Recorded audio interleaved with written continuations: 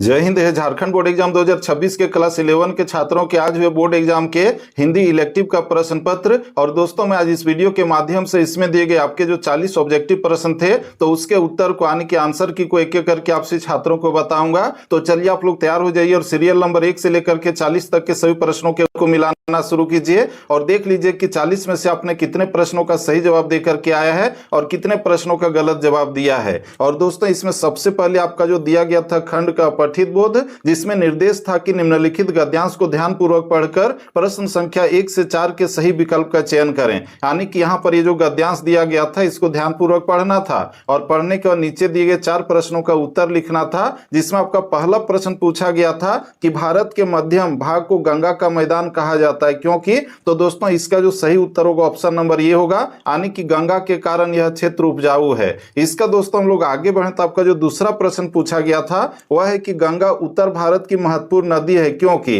तो इसका जो सही उत्तर होगा आपका ऑप्शन नंबर डी होगा, गंगा भारतीय संस्कृति का अभिन्न अंग है। इसका बच्चों हम लोग आगे बढ़े तो आपका जो अगला प्रश्न पूछा गया था कि यदि गंगा ना होती तो क्या होता। तो वो जो होता आपका जो ऑप्शन नंबर हम लोग देख रहे हैं डी में दिया हुआ है, यानी कि तो हमारे देश का एक महत्वपूर्ण भाग बंजर तथा रेगिस्तान होता। तो इस तरह से ये तीसरे प्रश्न का सही उत्तर होगा ऑप्शन नंबर डी। इसका दोस्तों आपका जो चौथा प्रश्न पूछा गया था वह है कि उपजाऊ का विलोम शब्द है क्या। तो उपजाऊ का विलोम होता है बंजर, जो आपका ऑप्शन नंबर सी में है। इसका बच्चों हम लोग आगे बढ़ें ताकि आगे के लिए आपका निर्देश था कि निम्नलिखित पद्यांश को ध्यानपूर्वक पढ़कर प्रश्न संख्या 5 से 8 तक के सही विकल्प का चयन करें। यानी कि इस कविता को पढ़ करके कुल मिलाकर के 4 प्रश्नों का उत्तर लिखना था, जिसमें आपका 5वां प्रश्न पूछा गया था कि वसन का क्या अर्थ है। तो वसन का एक अर्थ होता है वस्त्र, यानी कि कपड़ा, जो आपका ऑप्शन नंबर सी में दिया हुआ है। इसका बच्चों आपका जो छठा प्रश्न पूछा गया था वह है कि बैलों के बंधु क्या खाकर जीते हैं। तो वो खाकर के जीते हैं आंसू, यानी कि ऑप्शन नंबर बी सही है। इसके बाद आपका 7वां प्रश्न पूछा गया था कि प्रस्तुत कविता में किसके जीवन का मार्मिक चित्रण किया गया है। तो किसान का, यानी कि कृषक का, जो आपको ऑप्शन नंबर सी में दिया हुआ है। इसका दोस्तों आपका 8वां प्रश्न है कि आराम किसको नहीं है। तो ये कृषकों को नहीं है, जो आपका ऑप्शन नंबर बी में दिया हुआ है। इसके बाद हम लोग आगे बढ़े तो आगे आपका खंड बी दिया गया था, जिसमें रचनात्मक लेखन तथा अभिव्यक्ति और माध्यम से प्रश्न पूछे गए थे। और दोस्तों मैंने आप लोगों को जो बताया था उसमें से बहुत सारे प्रश्न इसमें भेड़े थे, पूछे गए थे।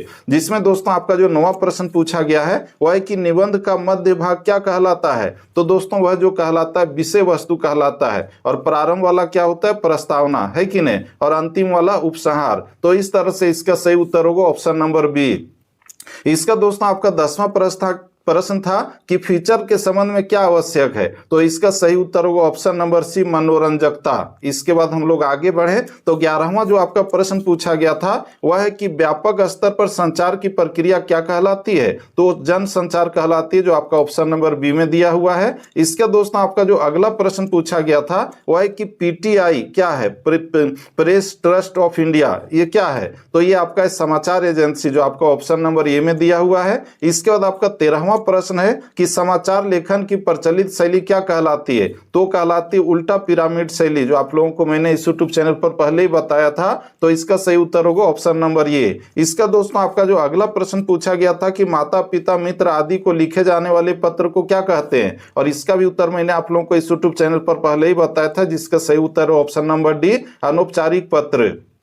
इसका बच्चों आपका अगला प्रश्न है कि आलेख की निम्न में से कौन सी विशेषता नहीं है। तो दोस्तों इसका जो सही उत्तर होगा आत्मनिष्ठ, यानी कि ऑप्शन नंबर बी सही है। इसका बच्चों हम लोग आगे बढ़ें तो आपका जो अगला प्रश्न पूछा गया था वह है कि निम्न में से कौन जन संचार का मुद्रित माध्यम है। और इसका भी उत्तर मैंने आप लोगों को पहले ही बताया था, जिसका सही उत्तर होगा ऑप्शन नंबर बी, पंपलेट से। इसका दोस्तों आपका 17वां प्रश्न पूछा गया था कि समाचार लेखन में कितने प्रकार होते हैं। इसका भी उत्तर मैंने आप लोगों को इसमें बताया था इस यूट्यूब चैनल पर आज ही सुबह में, जिसका सही उत्तर है ऑप्शन नंबर बी 6। इसका बच्चों हम लोग आगे बढ़े तो आपका अगला प्रश्न पूछा गया था कि समाचार पत्र की आत्मा पत्र के किस पृष्ठ को कहा जाता है। तो ये कहा जाता है संपादकीय पृष्ठ को, जो आपका ऑप्शन नंबर डी में दिया हुआ है। इसका दोस्तों 19वां प्रश्न पूछा गया था कि प्रार्थना पत्र में अंतिम अंश क्या है। तो अंतिम जो भवदीय होता है, यानी कि ऑप्शन नंबर सी सही है। इसका दोस्तों आपका 20वां प्रश्न पूछा गया था कि व्यक्तिगत शैली में लिखे जाने वाले शासकीय पत्र को क्या कहते कहते हैं? तो उसको कहते हैं अर्ध शासकीय पत्र, जो ऑप्शन नंबर ए में दिया हुआ है। इसका दोस्तों हम लोग आगे बढ़ें तो आपका जो नेक्स्ट था आपका ग्रुप सी था, यानी कि खंड ग,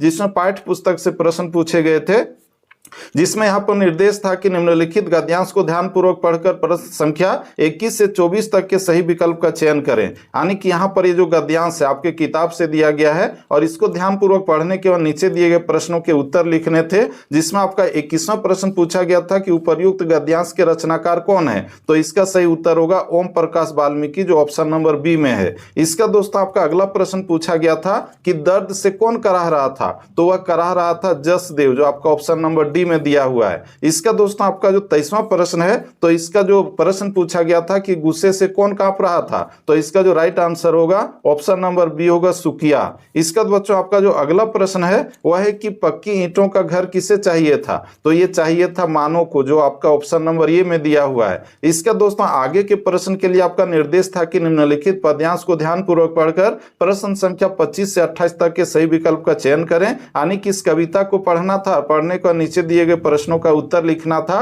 जिसमें आपका 25वां प्रश्न पूछा गया है कि इस पद्यांश के रचनाकार कौन है? तो दोस्तों इसका सही उत्तर क्या होगा? इसका सही उत्तर होगा ऑप्शन नंबर बी सूरदास।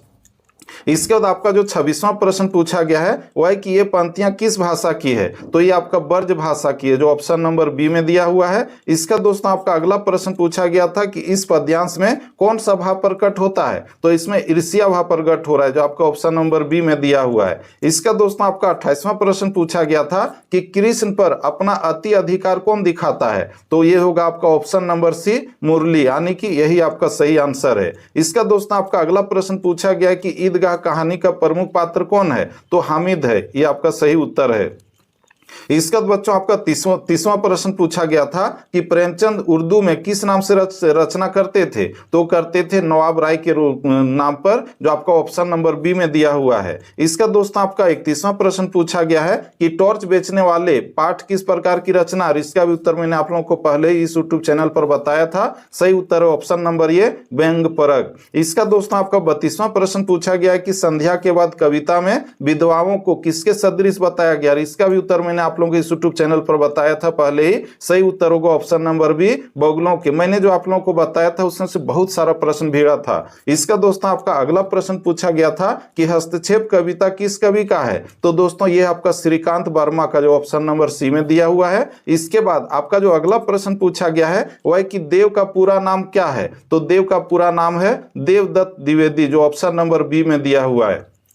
इसका दोस्तों हम लोग आगे बढ़ें तो आपका जो अगला प्रश्न है कि जाग तुझको दूर जाना कविता क्या है? तो यह है आपका जागरण गीत, जो आपका ऑप्शन नंबर सी में दिया हुआ है। इसका दोस्तों हम लोग आगे बढ़ें तो 36वां प्रश्न पूछा गया है कि बादल को घिरते देखा है कविता में बादल के किस रूप का वर्णन किया गया है? तो ये होगा आपका ऑप्शन नंबर बी कोमल रूप को। इसका दोस्तों हम लोग आगे बढ़ें तो आपका जो अगला प्रश्न पूछा गया है कि आवारा मसीहा किस साहित्यकार की जीवनी है? तो इसका भी उत्तर मैंने आप लोगों को इस यूट्यूब चैनल पर आज ही सुबह में बताया था, जिसका सही उत्तर होगा ऑप्शन नंबर बी शरद चंद्र। इसका दोस्तों आप लोगों का जो अगला प्रश्न पूछा गया था, देखिए ये भी मैंने आप लोगों को आज ही आप लोगों को इस यूट्यूब चैनल पर बताया था सुबह में, जिसमें पूछा गया था कि आवारा मसीहा पाठ में सुरेंद्र रिश्ते में शरद के क्या हैं? तो दोस्तों इसका सही उत्तर होगा ऑप्शन नंबर बी मामा है। इसका दोस्तों हम लोग आगे बढ़े तो आपका जो 39वां प्रश्न पूछा गया था कि मकबूल फिदा हुसैन का दाखिला कहाँ हुआ है? तो दोस्तों हुआ था, तो दोस्तों इसका सही उत्तर होगा बड़ौदा का बोर्डिंग स्कूल।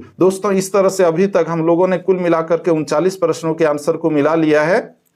और दोस्तों हम अगले प्रश्न का उत्तर आप लोगों को बताएं इससे पहले आप लोगों से एक छोटा सा रिक्वेस्ट है कि अगर आप लोग क्लास 12 में भी ठीक इसी तरह से हमसे हेल्प चाहते हैं तो इसके लिए जरूरी है कि आप लोग इस यूट्यूब चैनल को अभी के अभी सब्सक्राइब करके इसके नोटिफिकेशन बिल को प्रेस करके रख सकते हैं, ताकि मैं हमेशा के लिए आप लोगों को हेल्प कर सकूं। तो दोस्तों चलिए अब हम लोग आगे बढ़ते हैं और आपका जो अंतिम प्रश्न पूछा गया था 40वां प्रश्न, उसके उत्तर को देखें। तो इसमें पूछा गया था कि स्कूल में मकबूल की दोस्ती कितने लड़कों के साथ हुई थी? तो इसका सही उत्तर होगा 6 लड़कों शिक्षकों के साथ। तो दोस्तों इस तरह से आज हम लोगों ने इस वीडियो में आपसे झारखंड बोर्ड के क्लास 11 के छात्रों के आज हुए हिंदी इलेक्टिव के बोर्ड एग्जाम के जो 40 ऑब्जेक्टिव प्रश्न पूछे गए थे तो उसके उत्तर को मिला लिया है। दोस्तों आप लोगों का 40 में से कितने प्रश्नों का उत्तर सही गया था आप लोग कमेंट करके जरूर बताइएगा। और साथ ही साथ आप लोग जो है जैक बोर्ड से रिलेटेड कोई भी अपडेट पाना चाहते हैं या फिर ऑब्जेक्टिव और सब्जेक्टिव क्वेश्चन से तैयारी करना चाहते हैं तो इसके लिए आप लोग जो है अभी के अभी इस यूट्यूब चैनल को सब्सक्राइब करके इसके नोटिफिकेशन बेल को प्रेस करके रख लीजिए।